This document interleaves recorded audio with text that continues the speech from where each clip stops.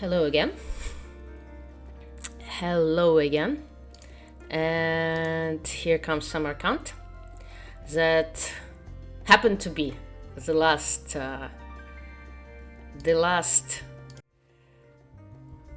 tournament of 2023 for me. And you can see me in the photo, right, like in the very center of Samarkand, in the old city, which is amazing, very beautiful place and very well looked after. That's me already with mission completed on the 31st of December. That year, that championship, I decided not to rush back home on the 31st of December and actually met the new year in Samarkand with some other chess players that decided to stay or couldn't find a convenient flight.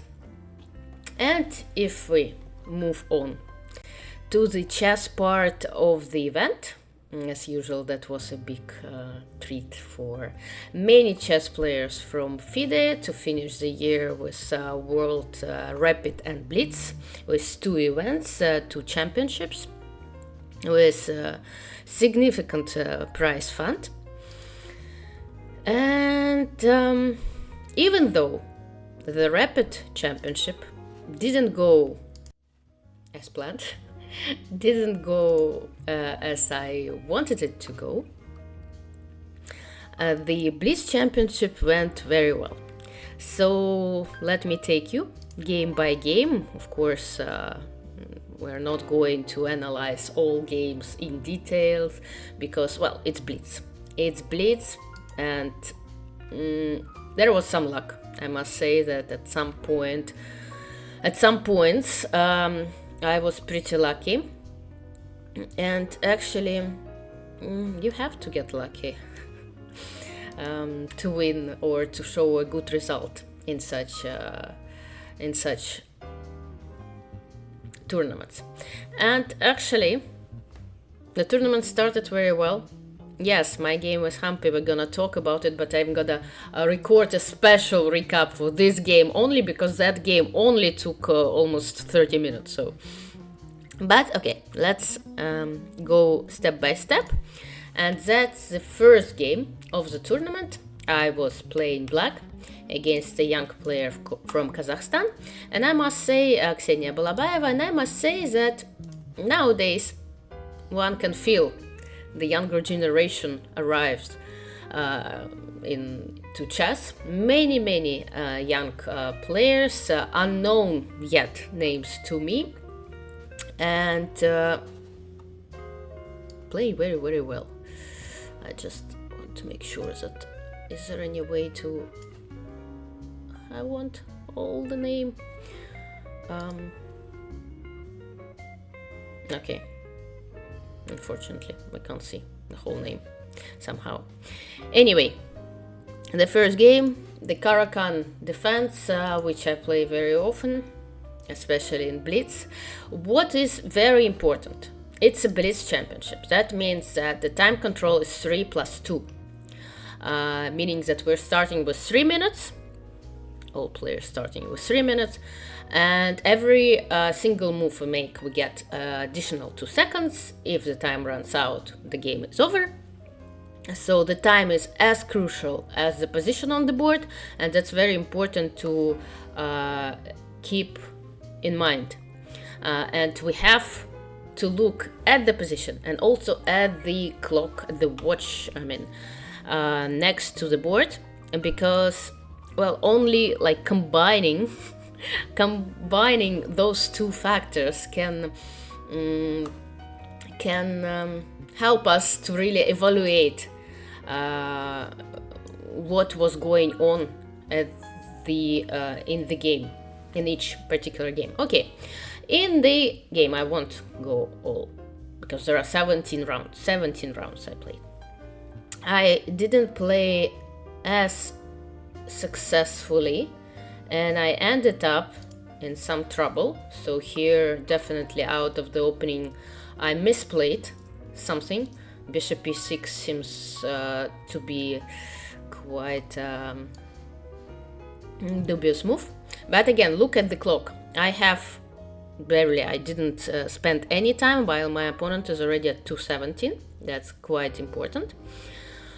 Okay, and I ended up in a worse position, but what's good with Caro-Kann? I mean, the black player often gets like difficult positions, but one inaccurate move from white side and it turns around completely.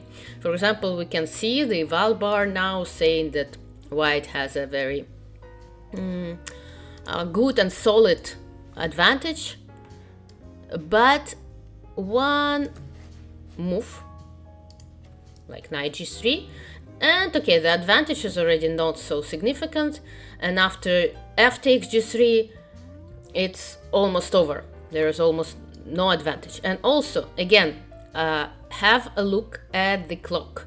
I have, well, almost 2 minutes, while my opponent is already playing on seconds. And of course, like, putting this pressure on your opponent's time is very, very important in Blitz. Sometimes the evaluation of the position doesn't matter that much as the time situation. Unfortunately for myself, sometimes I'm too fast in Blitz. Sometimes I have 3 minutes, my opponent has 10 seconds, but my position is completely lost. And those 2 additional seconds can help to win a game in such a situation. But not in Samarkand. In Samarkand, I was putting a lot of pressure on my opponent's clock, and well, I was lucky at certain moments to survive difficult situations. For example, here, of course, I knew and understand that bishop takes g3 is like the strongest probably move, which makes a draw. After h takes g3, I'm gonna take and then I can give a perpetual. But again, I have 1 minute and a half, my opponent has only seconds, and of course I played on. I made a mistake here, a very big mistake, bishop e3. It's a blunder because bishop b4 here gives white a significant advantage. Luckily for me, my opponent was only looking at the king side and she was trying to build her attack here, but I have some compensation. And okay, here at this point, b takes c3 would give white an advantage, but my opponent decided to play beautifully and made this move, bishop takes f5, which actually loses, because probably she forgot that after queen takes f5 there is bishop f6. After b takes c3, here I didn't find the strongest continuation, although I had 48 seconds, I could have used some of this time, but queen h3, king g1 and king g6, very calmly protecting the bishop, and suddenly it's black who is winning. I have an extra piece and everything, the rest should be easy, but Blitz goes very, very fast, games in Blitz, and I played rook e5. I exchanged the material and we reached drawish endgame. But again, those endgames, especially pawn endgames, they're so complicated. You really need to be precise, and being precise on 2 seconds, that's hard. So I'm not risking anything. Of course, I'm just making moves. My moves are simple. I'm trying to get closer to this pawns. Several moves hold this position for white. It's an easy draw. a4 is one of them, although I don't really like this move because it kind of brings this pawn closer to my king, so it's easier for me somehow to attack a4, but it's still a draw. b6, king d3 looks a little bit weird. King c3 is more logical, but probably my opponent was afraid that I will somehow outflank her king, and again, on 2 seconds it's very difficult to evaluate everything. You're playing really intuitively. King d3, she decided to play king d3 in order to take the position here, but actually, surprisingly, this king c3 move, as you can see, the val bar loses. And in this position there is only one move that saves the game. It's not a very difficult move if you have time, if you have more than 2 seconds per move. but it's quite challenging to find if you're playing on seconds. And here she had to play a5. a5 is a very nice way to make a draw, because as we know, even if the stronger side has 6 pawns on the a file, as long as this king is in front of those pawns, it's a draw. And that's exactly the case. After b takes a5, the king marches to a1, and there is nothing I can do to improve the position. Thus, it's a draw. But again, this tournament was going pretty well for me, and at the crucial points, my opponent were pretty generous. King c3. King c3, unfortunately for white, loses, because now after a5 it's white to move and the position is broken. White king needs to go to one or the other side, and that means that my king will get either to d4 and b4 or b4, and I will win the game. That's exactly what happened. My opponent resigned, and again I ask you to have a look at the clock. While my opponent had 4 seconds, so that means she was playing on 2 additional seconds for a while, I still had almost a minute. And that was the crucial factor in this game. That was the beginning of the tournament, the first round out of 17. Let's move on. Let me try to... Can I... If I... I'm just trying to make sure that I can't adjust the board. No, I want the names to be fully... names of the players to be fully present, but it seems impossible. Anyway, let's move on. Now I need to adjust the board. Let's move on to the second round. Okay.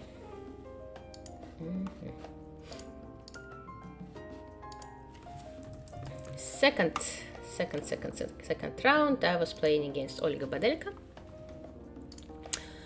who is representing Russia nowadays.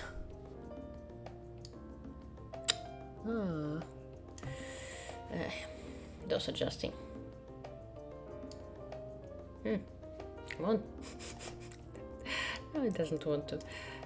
Okay, like that. Like that. I will eventually make everything look fine. I was playing white, and it was a long maneuvering game. Nothing special and nothing interesting.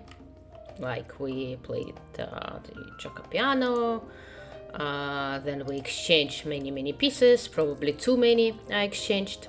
I had to refrain from exchanging that many if I wanted to fight for advantage. Here I should have moved away my knight, but okay, that's Blitz, and you tend to exchange pieces because it's fast. And it was an approximately equal position, but then my opponent outplayed me a little bit, and probably that made her play more aggressively for a win. But I stabilized the position, and you see that here, for example, she didn't repeat the moves. She definitely tried hard to break through.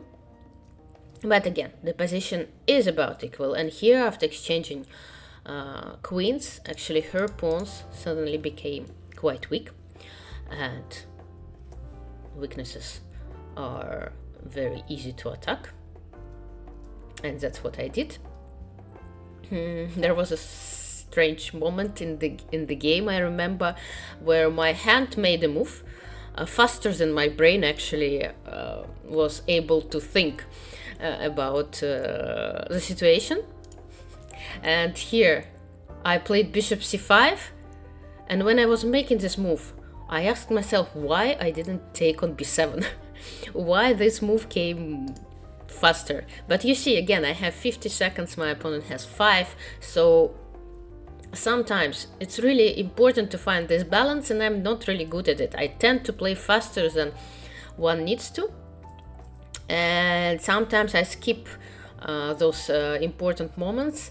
But here there was a moment where I was very happy with myself, because usually I make moves faster again, but here I kind of thought, I don't know, for a few seconds, for how many seconds, for 5 seconds, yeah, and it seemed like eternity, and I realized that actually there is no point of refraining from this exchange, and actually I must take on c6, because rook c6 was a mistake. Well, I mean, I'm not sure if there was something better than that, because the rook c7 was really a threat. Rook c6 was okay, I tried to stop my rook from getting to the 7th rank, but unfortunately for black, after this I can exchange. I can play bishop e5, double attacking, and suddenly I either win this pawn or I protect this one. So I'm a pawn up, and I still think black had to play h5, because after this exchange it seems almost over, because, well, my pawns are just way too strong. I will always sacrifice a bishop. That's why they say that bishops are very, very dangerous when the situation on two sides of the board happen, such as this one, with passers on both sides of the board. So the bishop can easily participate and take control of the whole board, while the knight needs to focus only on one side. And yeah, I just created, well, we call it trousers in Russian, these pawns that are impossible for one king to stop. And as you can see, I didn't really care a lot about this b2 pawn. I was just pushing those two pawns little by little, and yeah, my opponent resigned, because there is no way after b2 I'm gonna sacrifice the bishop and gonna promote this pawn. Okay, second round, 2 out of 2. Always nice to start winning, because in Blitz many things often go in waves. If you start winning, you continue winning. The next game of mine was against a young player from China, Nishikun. Well, she's not that young, is relative, of course. But I played against Nishikun back, when was it, in 2018, I think, in one of the World Championship, at June, the last knockout tournament that was called the World Championship, that June won. It was 2018, I think, in Khanty-Mansiysk, and I won against Nishikun, but it was a very difficult match. I won only on tiebreak, and in classical, in the second, I think, game of classical chess, I was losing, so I was lucky to get through. Third round, and actually I like this game very much. No special effects, just a very calm game that, also another Caracan, that pretty fast went into an endgame, and little by little I won quite convincingly in this endgame. So let's see. For the moment the position is about equal. The computer suggests playing b6 and opening up the a file, but somehow for me it was pretty difficult to make such a move, because I thought that the pawn on a5 is a weakness and I wanted to put pressure on this pawn. But this pawn is a weakness, but at the same time it kind of controls the b6 square, and if two rooks double on the b file, it will help white put pressure on b7. Okay, so again, b5, b6, the computer suggests, but I had another plan in mind, and we see that since I left these pawns as they were, my opponent put all her energy on the b file. So she decided to double her rooks. Basically, I also doubled my rooks, but on the 7th rank to protect my b7 pawn, and also I have to keep an eye on the c5 pawn. And unfortunately for my opponent, she completely forgot about the king side. Actually, the computer suggested she had to play on the king side as well, pushing those pawns forward, like the attack of pawns minority, and to combine play on the queen side and on the king side, but instead she tried to get her knight somewhere to b3, I believe. I played f5, and then she changed her mind because she realized that knight b3 here, I mean, will end up, I will play a6 and she won't really get anything out of this maneuver, so she changed her mind. She played knight f3, but I had a plan. I had a plan to bring my king to c8 to protect b7 and thus free up this rook, and eventually start playing on the king side. And that's exactly what happened. And somehow, again, if we look at the clock, I have 1 minute, my opponent has 10 seconds, so I'm playing much faster. And when you're playing on seconds, you at certain moment you just don't have any time to think. I mean, you're not able, I mean, the top players, they're still kind of capable of thinking and creating a plan even under such a tremendous time pressure. But for the most players, when you have seconds, you just make a move and you try not to blunder anything.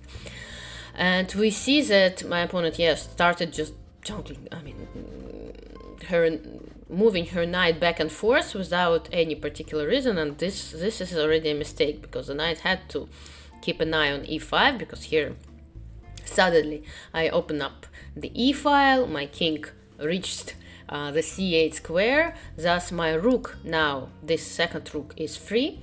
And yeah, she managed to bring her knight to b3.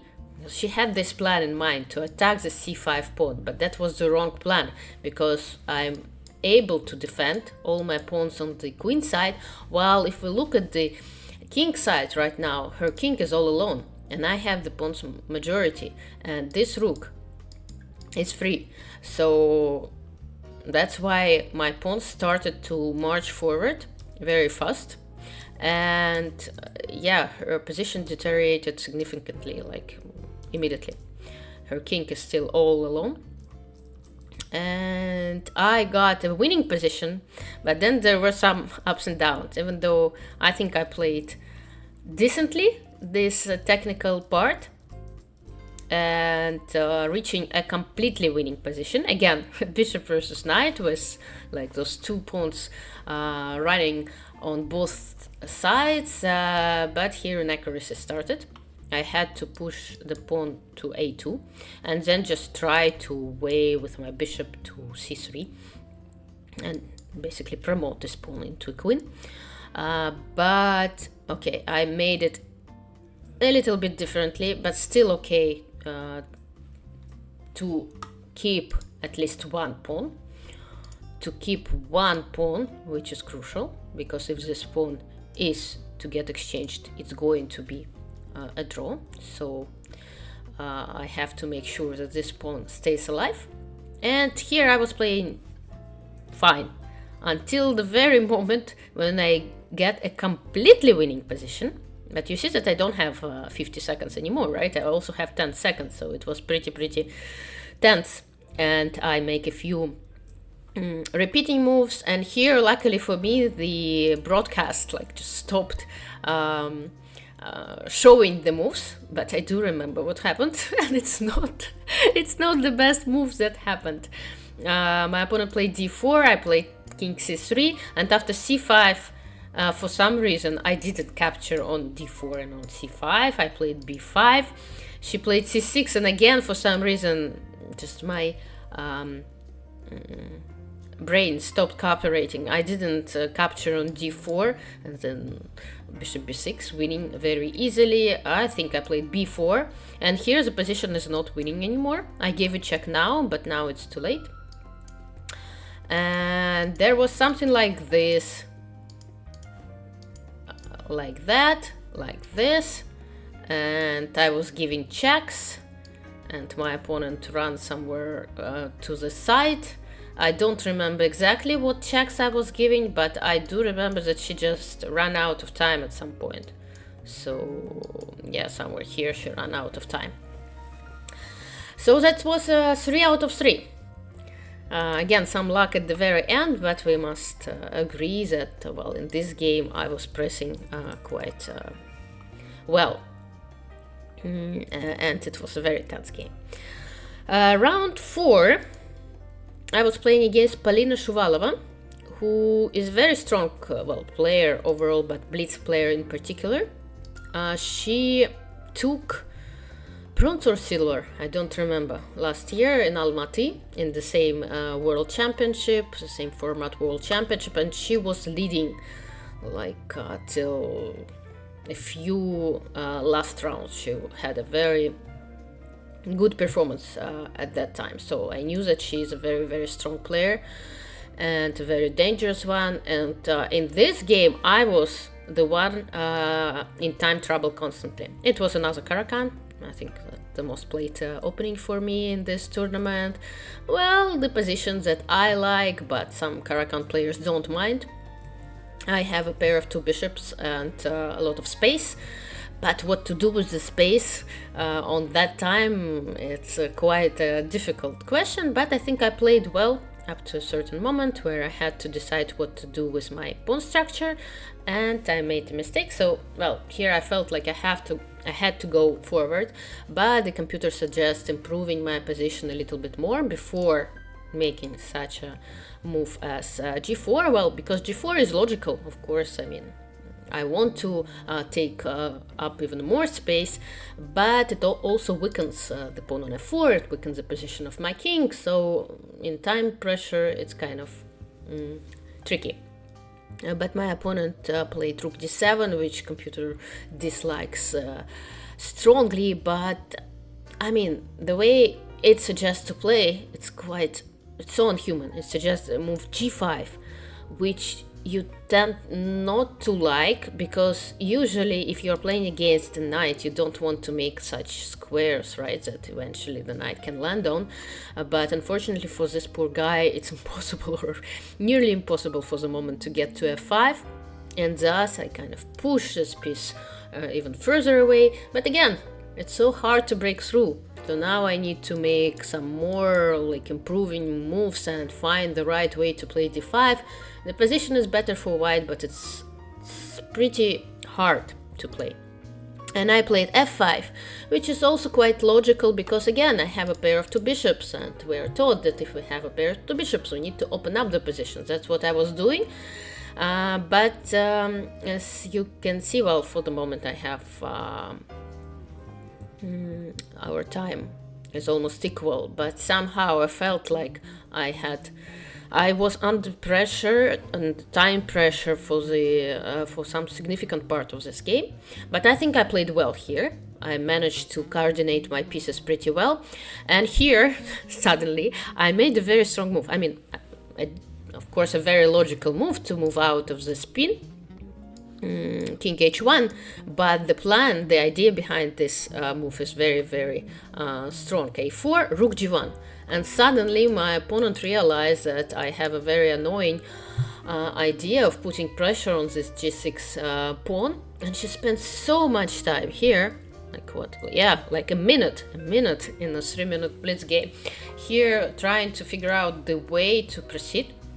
During the game I thought that queen c7 is her only chance, and I was surprised that she didn't make this move. She played c5, and actually that move doesn't really help. I had to play bishop f3, attacking the g6 pawn, and after knight e8 I have d takes c5, and suddenly it's just too much for the queen.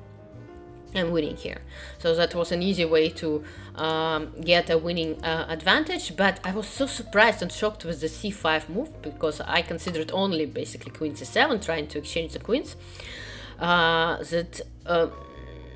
I said to myself, okay, she opened up her queen, that probably means she will have enough to protect this g6, and I decided to, to create a passed pawn and get into a much better endgame, but okay, time scramble, d6 is probably a little bit too early, and well, and as you can see, I gave up my whole advantage, but then even more than that, she had advantage already. She could have taken, and she decided to take it with all the comfort.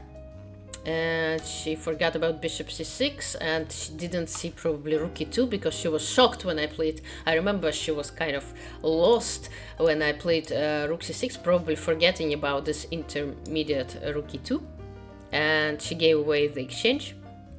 And then, okay, with some ups and downs, but I managed to win this game, although of course there were points where I could have played faster and stronger, most of all, but okay, I did it. So I did win the game, and that means that it was a very nice start. It was a very nice start. It was 4 out of 4 already, and in the 5th round I played against ЗНАТЬ, and I think that game is one of my favorite one in the whole tournament. Again, it's a very similar game to the game with Nishikun, but just a little bit stronger. From the black's point of view, another Karakan, some kind of interesting structure with a pair of pawns in the center, but they're not like on c5 and d5, they're more secure. Here some positional inaccuracies from both sides. It was more precise to play f6 in order to undermine the pawns, while I played f5, but actually, and my opponent replied with e takes f6, so basically got the same position, but in fact she had to keep this pawn. She had to keep this structure. She had to play b3, develop her bishop, and a very complicated position. Of course, I understand her, that she didn't want to let me keep this bishop on e4, but again, it's always hard, right? You always need to compare those cons and pros, and when she captured, yeah, here was a difficult moment. I remember for me, I was hesitating with what piece to take. I mean, more logically would be to capture with the a pawn towards the center, improving my pawn structure, but somehow I thought that queen takes b6, it's more, well, more concrete, if you wish.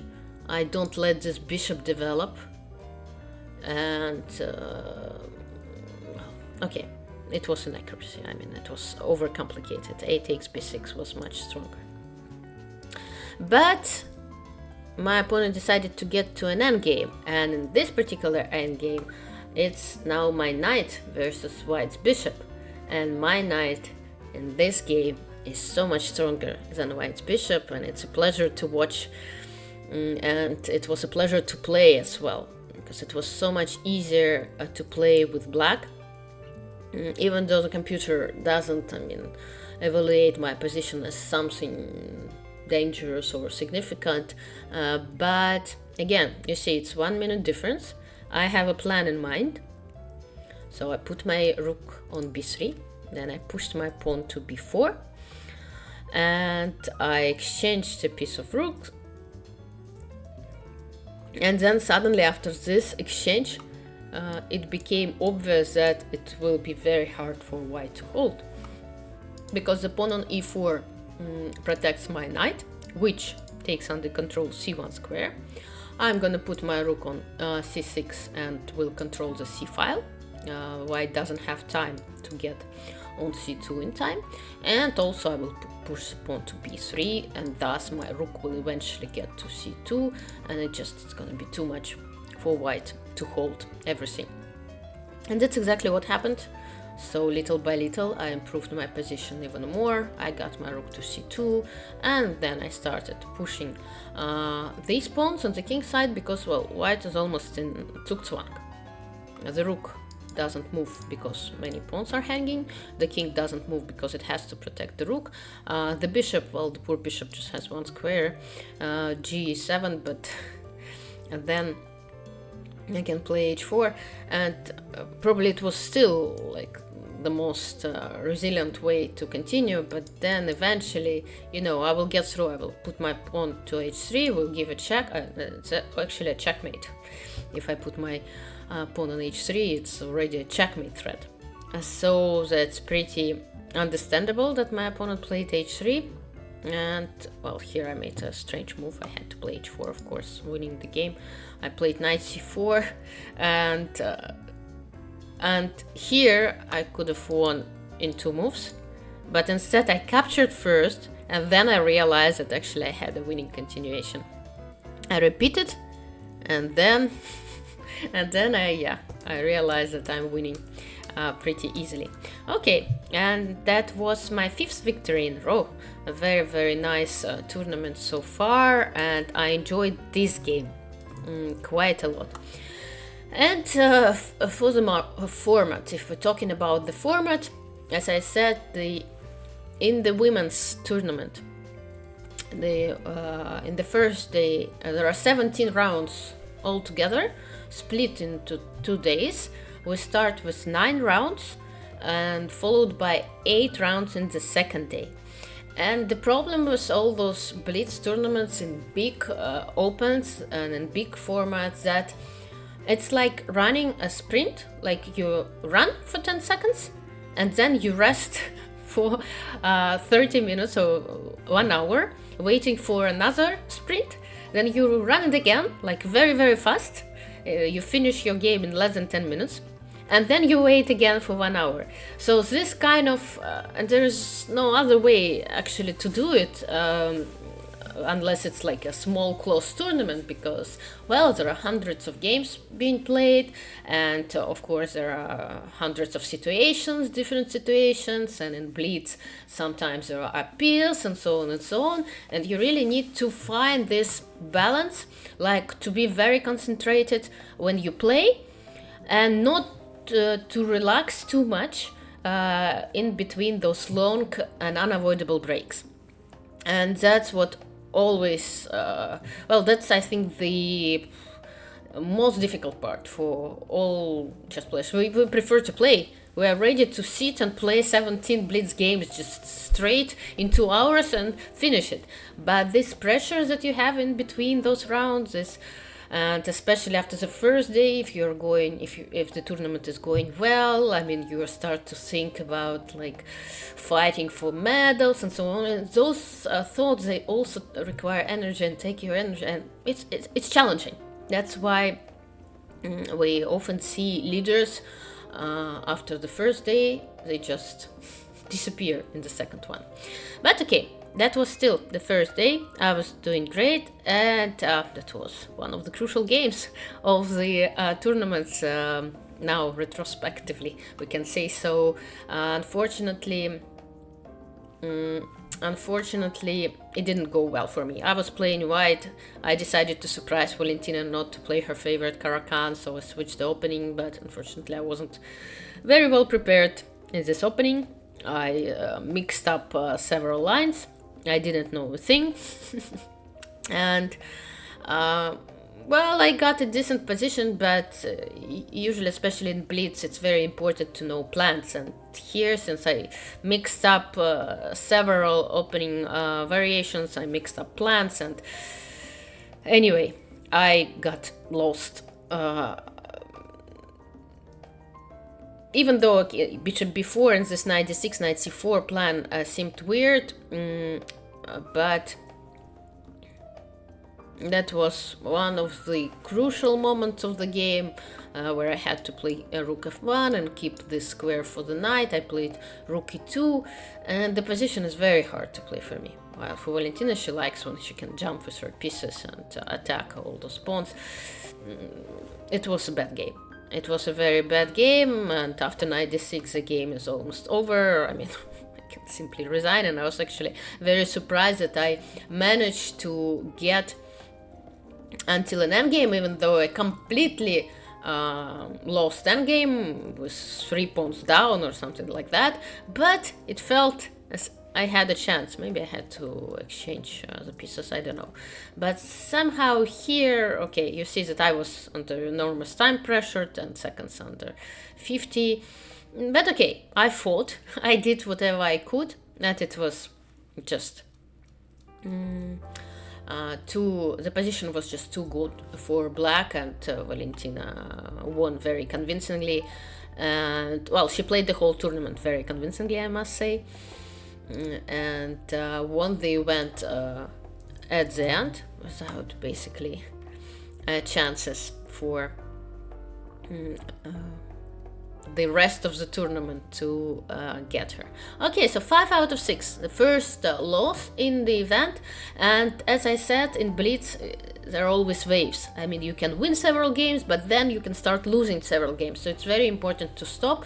And I was, of course, I got very lucky in the 7th round. I played against the young player from India, David Desmukh.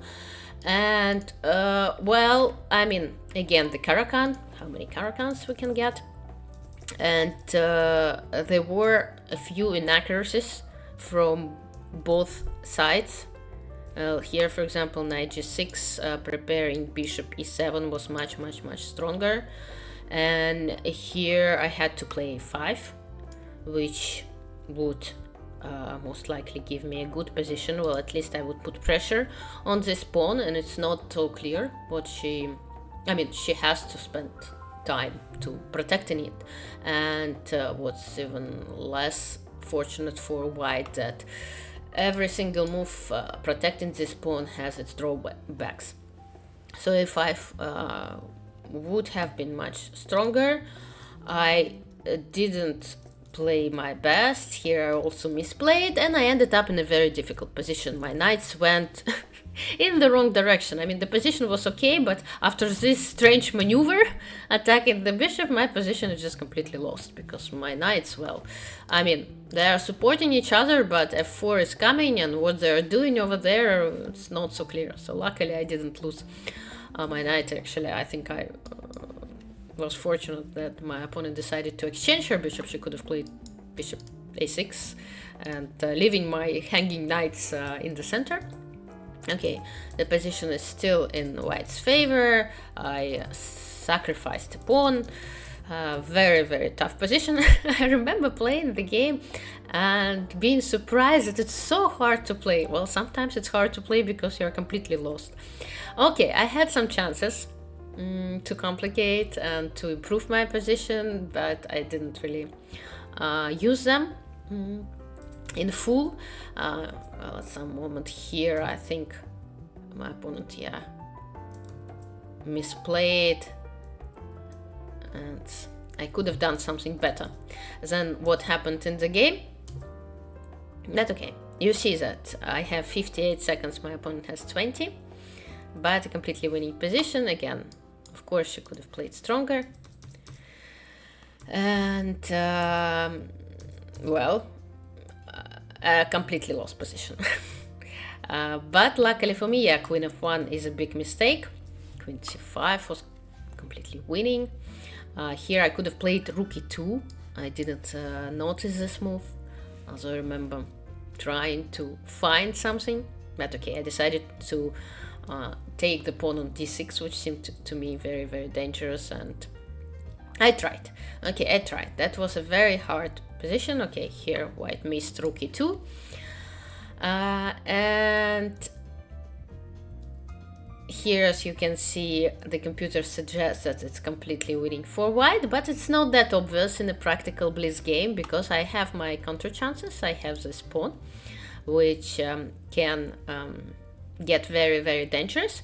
And luckily for me, again, that was one of these moments where my opponent was pretty generous. Instead of agreeing on a draw, she was completely right to play on for a win, because, well, here she has an extra pawn. And even though there are queens on the board and there are many checks, it's hard to convert it into a full point, but of course she was right to try and play on for a win. And here I made a move in on the very last second. I forgot about time. You see that I had 4 seconds, so just to make my decision, and it was very hard for me to decide where to go with my king, to d7, d8, c8, or b6. And I made the right decision, the right choice, but on the very, very last minute, I almost forfeited on time. But luckily after that, my king went forward.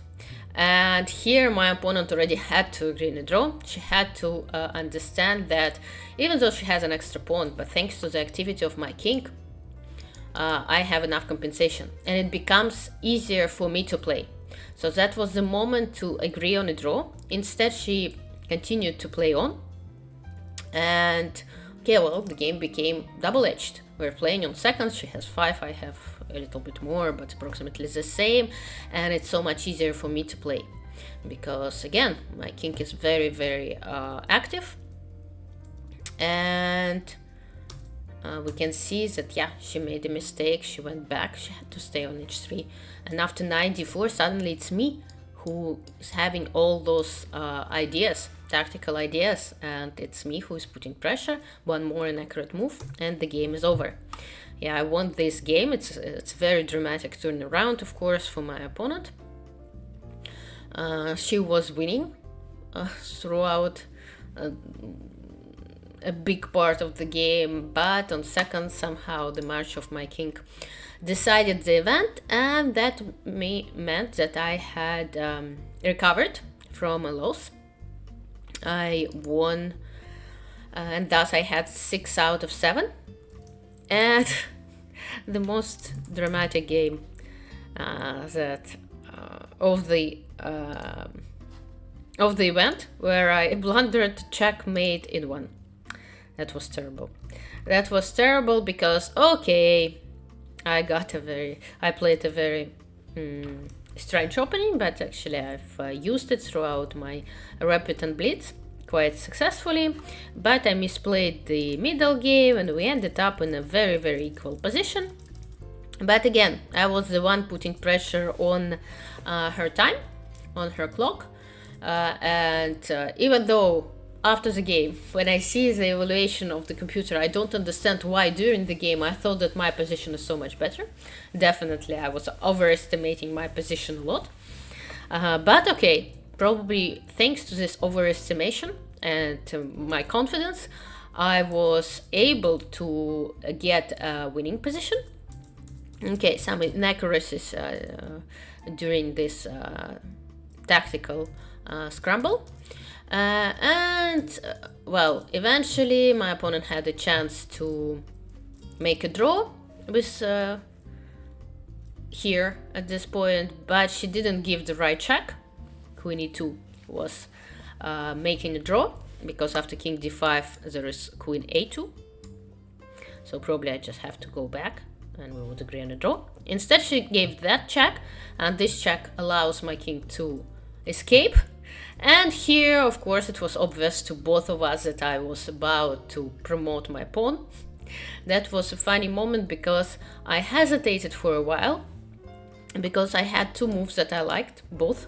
I liked queen d7, and after a check I can get away with a check and then exchange queens. Completely winning position, so she cannot really give a check. She has to make some other moves, but then again I have this discovered check. I liked queen d7, but unfortunately for me I made the wrong choice. I played d7, which is also very strong. Well, they say after all that the past pawns must go forward.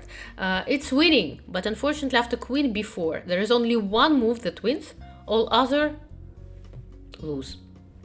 And when you are given a check in a blitz game, in time pressure, you tend to like move your king away from this check. And I grabbed my king and went to e8 and regretted it immediately. Yeah, I must say that even if I'd notice it in the last second and play king d8, it's still a checkmate, unfortunately for me. So the position is winning, but there is only one winning move, which is queen to d6. And yeah, that's a sad story, and I thought, okay, that's starting all over again. Because even after such a nice tournament start, 6 out of 7, it's a very nice start, I mean, if you start blundering checkmates in once and winning positions, it's sad. It's sad, and it can, I mean, ruin your way forward. But okay, then I got lucky, I must say, in the last game of the day, the last game of the first day. I cannot say that, I mean,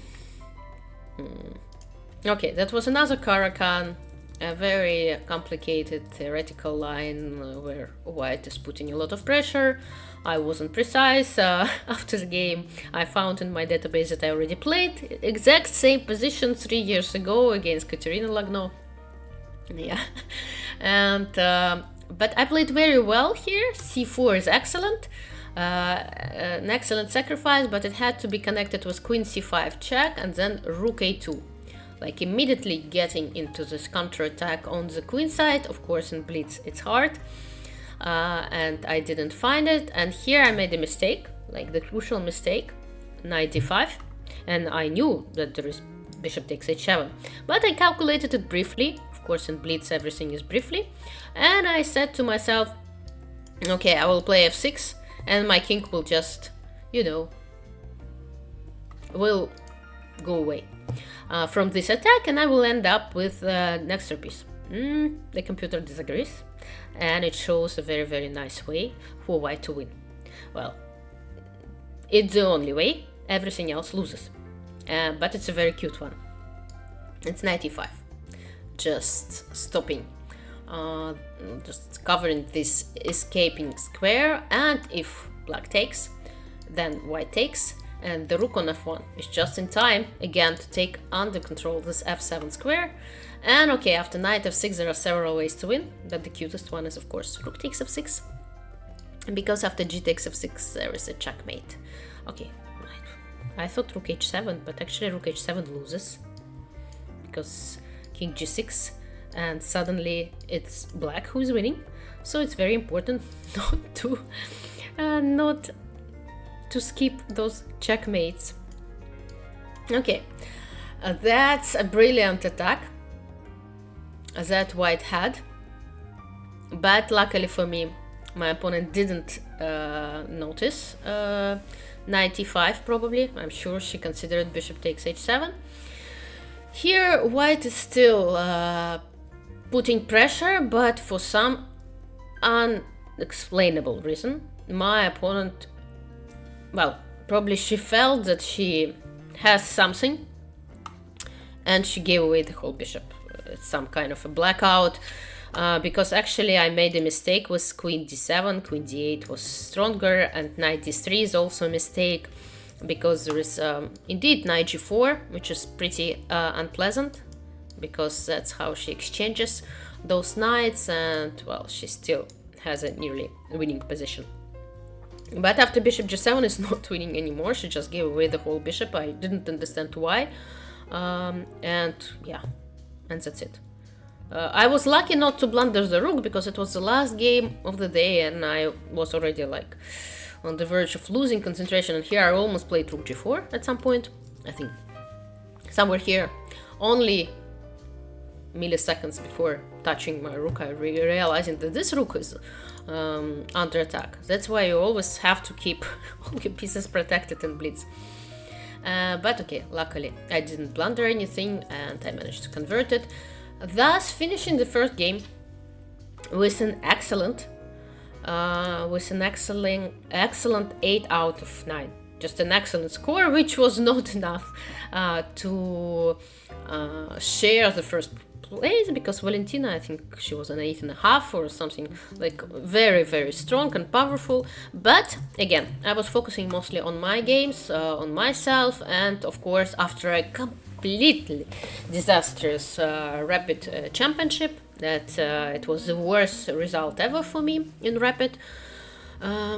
I ended on +1, I believe, after losing the last game and after losing the first game of the tournament. So basically I was very, very happy to show a very good result. Okay, the games, as you could see, were different. There were ups and downs, but in chess, in sport, the most important is result, right? We say that those who win tournaments or win medals, they count the number of points that they actually got. And those who showed worse results, they count the number of points that they gave away. That's the difference.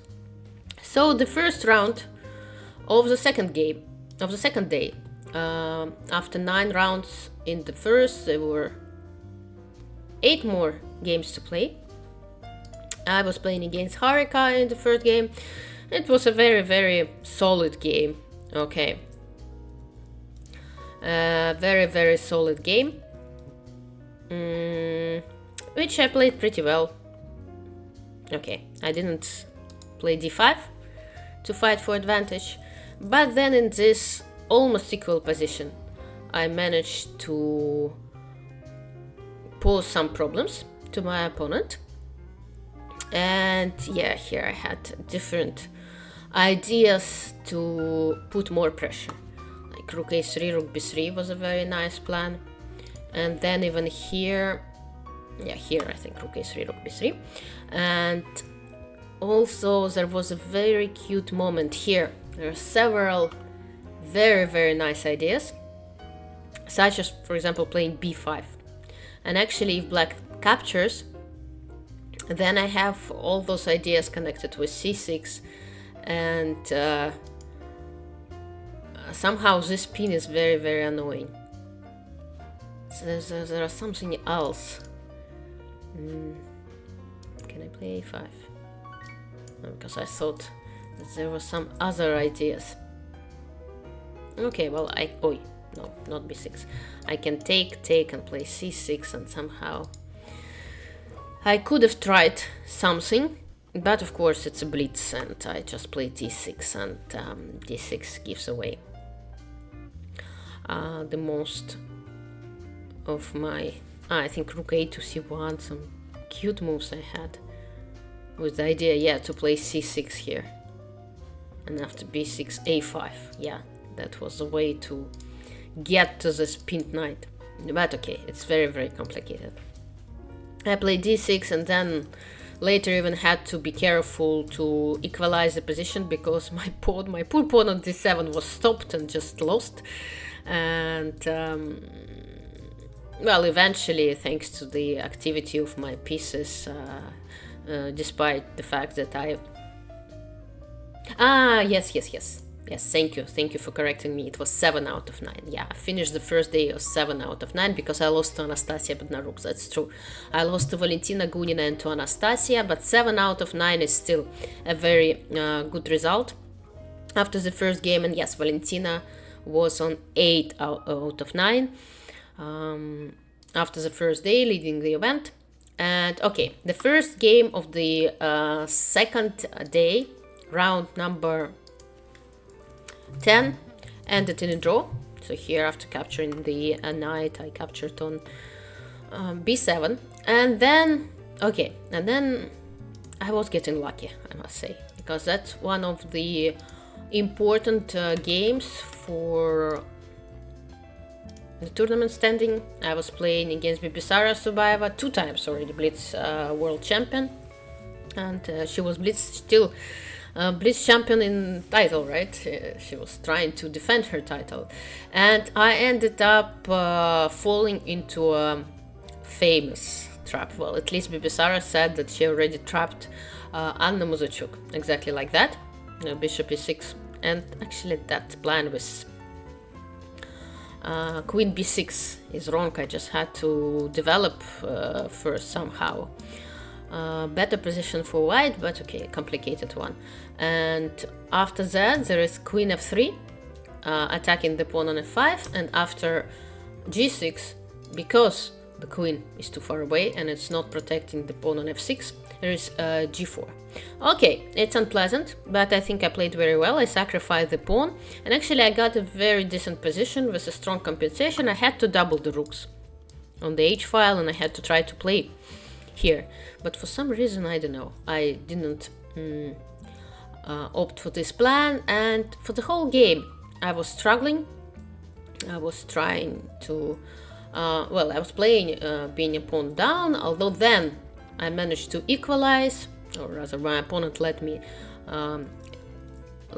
equalize, and it was almost like equal, but then somehow I played bishop d7, which is the wrong move, and she gave this annoying check, and I had to work to equalize again. And well, luckily for me, I never fully equalized.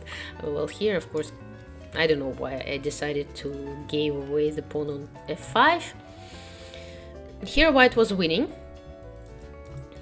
in one move at certain point. Well, knight d2 was very strong. It's kind of very difficult to make because you always think that there is queen e1, but after king d3, suddenly this knight, it controls all the squares around the king. There are no checks, and my king is in trouble. But of course, it's very difficult to make such a move. And after queen d3, I had a perpetual, which I failed to find because it's connected with this queen d1, and white cannot exchange the queens because the knight is going to be lost. But of course, when you give checks, you try to avoid exchanging queens, and queen h1 is a big mistake because after king e2 there are no more checks. I mean, there is a check, but somehow the king escapes, like little by little. Although again, it's not that obvious, but white escapes from those checks. White after queen h1, however, played king g3, and that's a draw, which had to be agreed here. White had to play king g3, queen g1, and agree in the draw. Instead, she made a blunder, losing move, king g4. But again, the winning move is connected with this unobvious queen d1, forcing to exchange queens and winning the knight. On seconds, unfortunately, small tactics are often not seen. I played bishop d1, queen h5. I was very happy. I was focused on giving like a perpetual. But then, when I like almost gave it, right? I'm almost here. I realized that not only I can give perpetual, but I can also try to win this knight. Sounds very nice, of course, but unfortunately it's a poisonous trap. I had to agree on a draw. I had to play queen e8, queen c6, or again queen e8 and just giving checks. There is no way the king can now escape from those checks. But the knight is hanging, I said to myself, and of course I captured it. But this move loses, and that was the point where like the tournament could have gone by in another way, and my opponent could have won. Just white plays and wins. Very nice trap. So that's why when playing Blitz, you really have to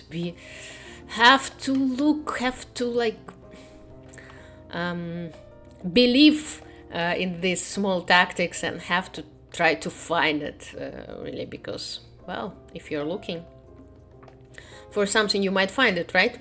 White plays and wins. Cute intermediate moves that white failed to find. It's a4.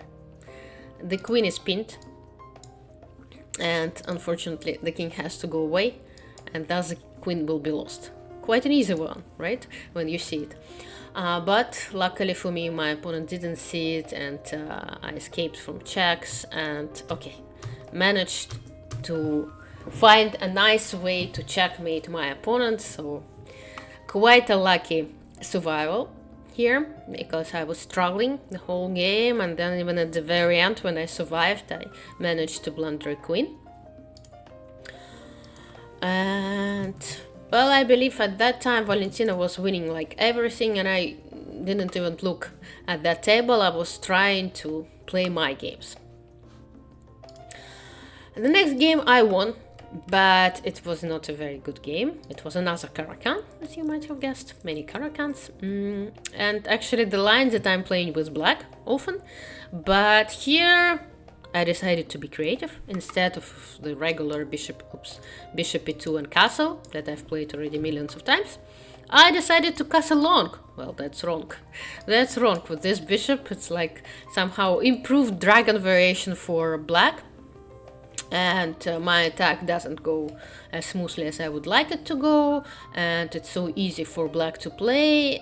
And here, well, I had to try to go and attack as the computer suggests, but I played, well, not so well. My opponent played well until the moment where she got a winning position. Here bishop takes b4 is a mistake. c5 is a brilliant move, a very strong one, so she's opening up her bishop, sacrificing a pawn, but the most important thing is like the pressure here. Actually, the easiest way, okay, queen e2 was very strong, but she could have also taken and play rook c8 and then win that pawn and then one of those pawns, and a very, very good position for black.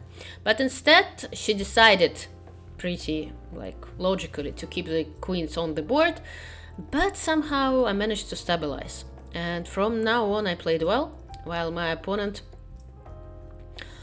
well, didn't see, well, she played e5, which is again quite a logical move to attack the knight, but it just doesn't work tactically.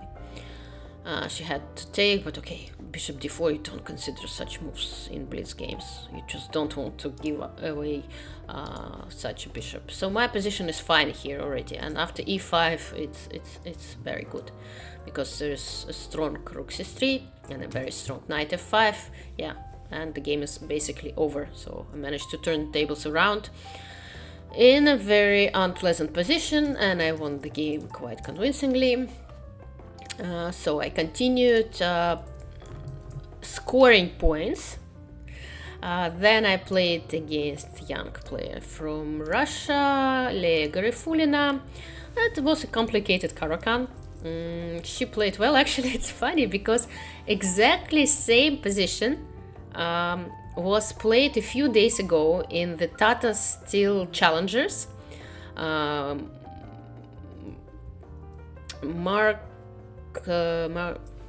Maurizio played against Aline Roberts, and Aline was playing white. She played bishop d3, and then black outplayed white and won. c4 might be a stronger move. It's one of the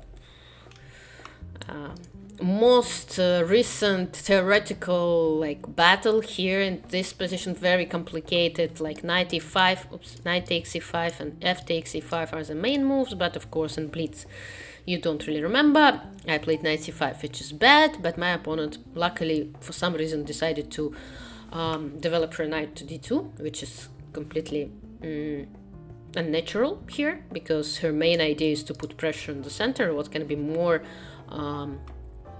natural than playing knight c3? Probably first by capturing d5. Okay, but knight d2, I managed to finish development, like a very complicated battle, and well, okay, with some chances, small chances, I think, for myself. Somewhere here the computer suggests g5 is a very interesting move, but again, you just don't consider such moves in blitz. We got exchange everything, and okay, my rooks very nicely placed behind the pass pawn, but it's not enough because she just blockades it, and in order not to lose it I have to give checks, and we agreed on a draw. So just a very, very solid game. Nothing more to say about it. And I already forgot how many rounds played. It was round number 13. So there were just 4 games left. I believe Valentina was already very, very far away. And so it was important for me just to continue, you know, scoring points, not losing. There was a game, next game I was played against a young player from Mongolia. Actually, the one that I lost my last rapid game of the event. Turmunghmunghzul. Again, this very funny line with d4, but I got a very, very good position, like maximum what I can hope for in the Sicilian. But then somehow, yeah, I haven't played open Sicilians for a while, and somehow I stopped feeling those positions very well. So I made queen e3 move, which kind of seems logical, putting my queen on the line with the king, but somehow queen f3 was much better because I don't let this move to happen, rook g4. I take the g4 square under control. And in the game, after rook g4, I panicked. Even though the computer thinks that my position is wonderful, but somehow, I saw playing ideas for her.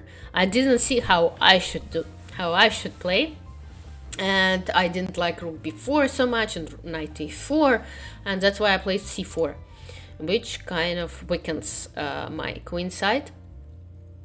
And she had this queen d7 with the idea to attack the knight and then play f5, and her position is fine after this queen e3 c4 moves. But luckily she started moving her rook around, and here she fell into a trap. The position is pretty tense, and as you can see, I was running low on time, which is quite a situation for myself, because usually I'm the one putting pressure. But here I had 20 seconds, my opponent had 40, and again, I felt that it's easier to play for black.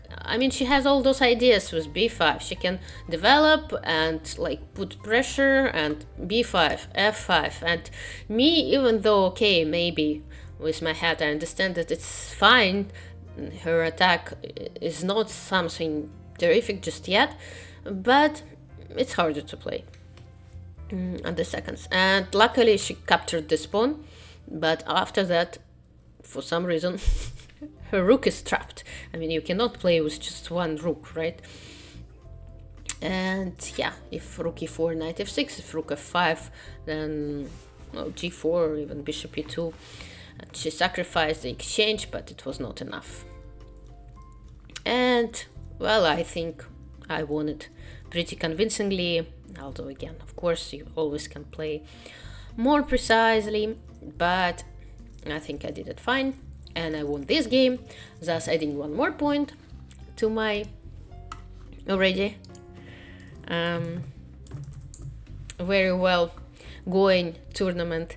Then I played against Antonetta Stefanova with black. Again, I took some risk by playing the Dutch, which I started playing, I think, 2 years ago in Title Tuesdays mostly, but then somehow it's the opening of my childhood.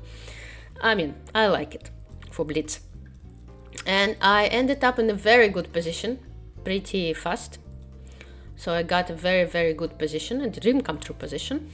But I failed to convert it into something more serious.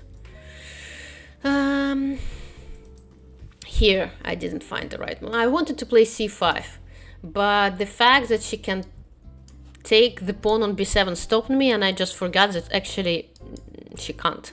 Her knight is hanging. And I played a6, and somehow it gave her time to stabilize, and then okay, there were some ups and downs, but at the end I had to be careful to make a draw. I made the draw. I must say that Antonetta played very fast this game. Usually I am leading on time in games with her, but this time she was putting pressure on time.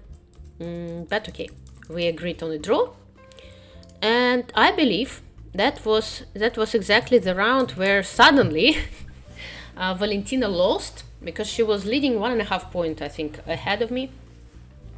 But then she suddenly lost, and it was just a half point difference between us, between myself and Valentina. She was still leading, but there were 2 rounds to go, so just one draw from her, or even loss, and I could have prevailed. And that was the game, round 16, when I played against Humpy Conor. And I will do a special recap for this game only because it's 290 moves, guys. 290 moves. The game itself lasted for, what? I think more than 20 minutes. With a regular Blitz game lasting 10. So quite a game. A lot of ups and downs. I won't be diving into details here, again, just because I will be recording a special recap for this game only. Yeah, 219, not 90, 19, 1-9. But as you can see, I managed to checkmate my opponent with a knight and a bishop at the end, and she resigned because after king h1, I will play bishop b7, checkmate, and the game is over. So yeah, you will be able to find a recap of this game separately. But, well, unfortunately for me, despite all those efforts, Valentina won very convincingly against Jun at this moment. A very, very nice game of her, I believe. Let me see. Yeah, let me show you. She was playing white and won very convincingly. Somehow it didn't, I mean, it started normally for this line, I suppose, but then Jun decided to capture the pawn. And apparently it's a trap, it's a poisonous pawn. She had to continue developing somehow, bishop e6 probably. But after bishop b2, queen takes b2, the game was almost over. Oh, maybe not. But here knight e7 is a very big mistake, I think. Bishop c2. Maybe actually it's the opening variation. Maybe it's possible to capture b2, I just don't know this line. But you have to be very careful with black. Maybe b5. Maybe it's completely normal and it's completely fine, although I see that there are some lines connected with bishop takes h7. Who knows, really. But if you are white in Blitz, you better develop your pieces before capturing those poisonous pawns. And in the game, yeah, after 97, the queen suddenly got lost. So Valentina won a very good game against Jun while I was struggling with Humpy. And although there were some chances for black, but okay, what happened? I'm sorry, I didn't see the game. Ooh, I'm not sure that the broadcast and everything is correct. No, black is winning. Not very convincingly. I'm sorry. Apparently, well, I didn't see the whole game, but I saw the final position, and that was pretty convincingly. Anyway, Valentina won. I also won. So there was still just half-point difference. Oops. And I was playing in the last round against a young player from Kazakhstan, Kamulidenova, to whom I lost in the Grand Swiss. I was playing black. Oof, that was a strange game. Another Caracan, as you guessed. I got a very good position, but for some reason didn't dare to move my pawns forward. Okay, decided to stay. Okay, fine, possible. But then I started pushing the pawns on the king side, which is great. And I got a winning position, or rather a position with a very big advantage. And here, for some reason, I didn't play h3. I just didn't realize that after g3 I have f4, and well, I'm completely like destroying her king side, and I have a big advantage. Okay, nevertheless, I had a nice position with a big advantage, with time advantage, but at some point, well, it was round number 18, and I was very tired, and I started to completely, losing the threat completely. For example, here, instead of playing rook e3, just with a nearly winning position, I decided to attack the pawn from a1. Well, okay, but from a1, it's easier to protect. Still, the position is good, but she started counterplaying. And this a6 move, I remember, yeah, I made a move. Yeah, here, b5. Yeah, b5 kind of completely got me out of my focus. I panicked a little bit. I had no idea what I have to do with those pawns. And I was still like almost winning here. But instead I made this rook a2 move. And when I made this move, I realized that I'm just blundering a fork. Knight b4 and then she's gonna take. But for some reason she got scared as well, because, well, I mean I have this idea of playing bishop b3, and she decided to protect the rook. But I was so afraid of this knight b4 that I didn't capture on b5 and played bishop c4. I decided to protect this square. But okay, I'm giving away the pawn on c6. But for some reason, again, she was so into the spin that she decided to play bishop d1. And here, okay, here I got my focus back. I managed to finish this game decently, and I won it. But when I rose my eyes, I saw that Valentina won her game as well. And actually that was a game with Anna Muzachuk that she played. She played with white again. And Anna is a very, very strong player. Also several times Blitz and Rabbit champion. So I was hoping that, I don't know, Anna would at least make a draw. And then we can play a tie break with Valentina. But as I saw, again, after the game, I think that was a very, very good game. Some line which brought players directly to an endgame. And as you can see, Valentina was playing very, very fast, very convincingly. She won that game. And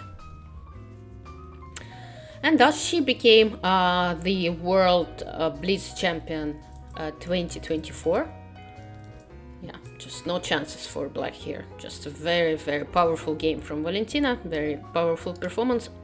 Overall, she scored 14 out of 17, while I took silver with 13.5 out of 17. Of course, I'm very, very happy about my performance. Let me try to bring the table of the tournament on the screen.